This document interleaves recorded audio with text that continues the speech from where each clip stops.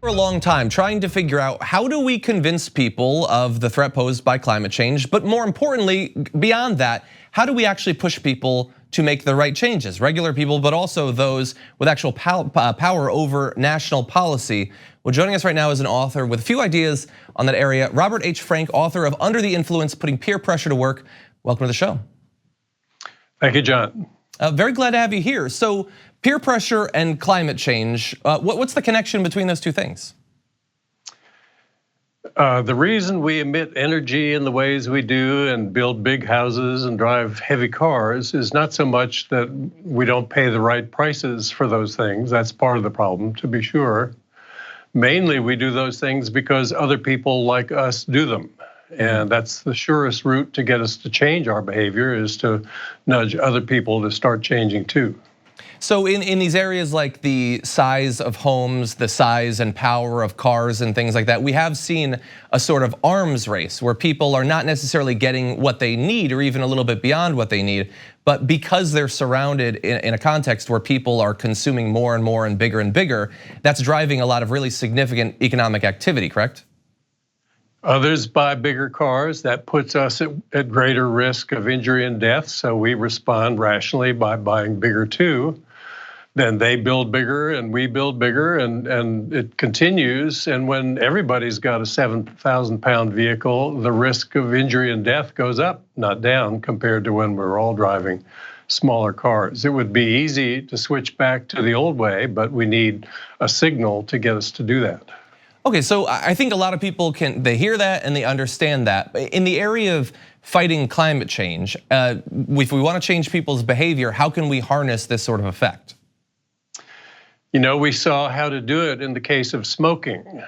Smoking causes harm to others. The real reason it makes sense to tax it and discourage it is to prevent people from causing that harm to others. The greatest harm you cause if you become a smoker is to make others more likely to smoke. We never offered that as a reason. We said that we needed to regulate smoking to prevent others from being harmed by secondhand smoke. But the real harm you do is to make others more likely to smoke. And it's the same with building bigger houses and driving bigger cars. The real reason you cause harm when you do that is you make other people more likely to follow suit. And so simple changes in policy could get us to reverse those trends, and it would be much easier also to raise the prodigious sums we need in order to invest in a green energy economy. All that would be much easier than people realize, just because there's such tremendous leverage in peer effects. You know, so obviously we're going to turn to the big efforts that the government can take. Staying on consumer choice for a second, though, I know that some people see, like for instance, people talking about owning electric cars. They don't necessarily want to hear electric car like evangelism. Like if somebody talks about veganism, like Joaquin Phoenix had his big speech at the Oscars where he was talking about animal agriculture, which is obviously a big part of global carbon emissions. And they say that no, you're turning people off by talking about it. There's all these commercials now of these plant-based products. Do they have it wrong? Are those sorts of like public advocacy things actually a normalizing influence? You know, John, as an economist, I was pretty much in that same critic's boat. I thought individual, responsible, low carbon footprint actions by themselves were a distraction at best, and maybe even worse than that, if they kept you from focusing on the really big policy changes that we need to adopt. But studying behavioral contagion has completely changed my mind about that. Taking those small steps has a much bigger impact than you ever would imagine. Buying a hybrid car, for example, induces other people to think about buying one. You don't have to preach about it. Everybody likes to be seen as being environmentally responsible. And if you see your neighbor driving a hybrid car, that makes you more likely to consider one. And if you then buy one, that makes someone else more likely also. The same with food choices.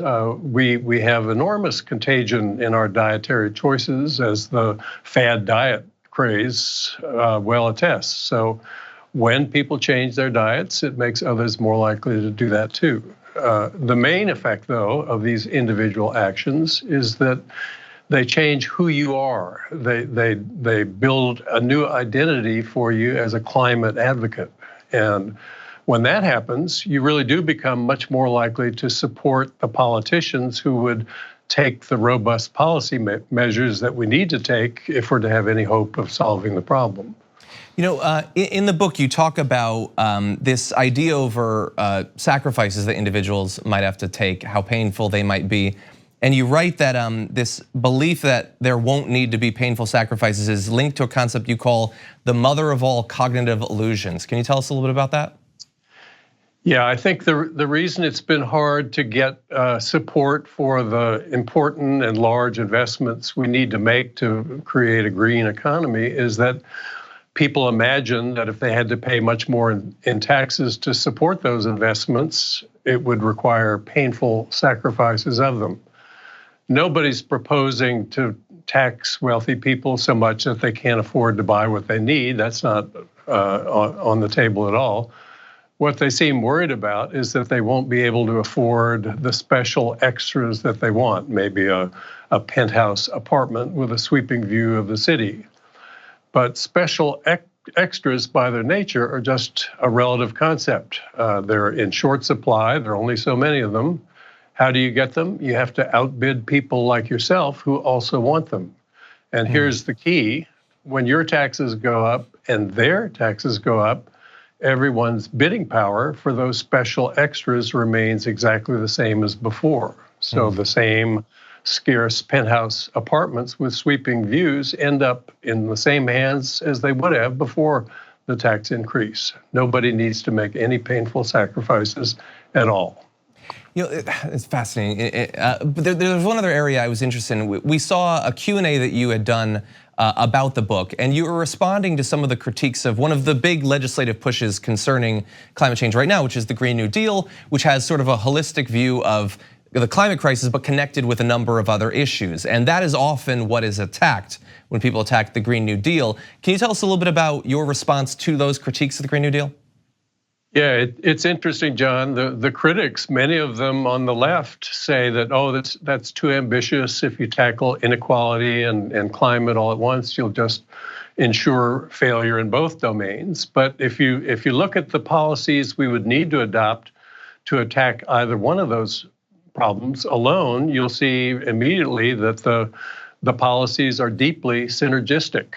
We would need to raise a lot of money from high-income voters if we're to finance the green investments we need to make to have a renewable energy economy. The very fact of taxing those high-income voters would generate the revenue needed to pay for those investments, but it would also have a second effect. It would reduce the extreme income differences between people at the top and everyone else. So there's not only not a conflict between the two approaches, if we don't do both of them at once, neither one of them is likely to succeed. I obviously could not agree more. The book is Under the Influence, Putting Peer Pressure to Work. Robert H. Frank, thank you so much for joining us on the show today. We really do appreciate it.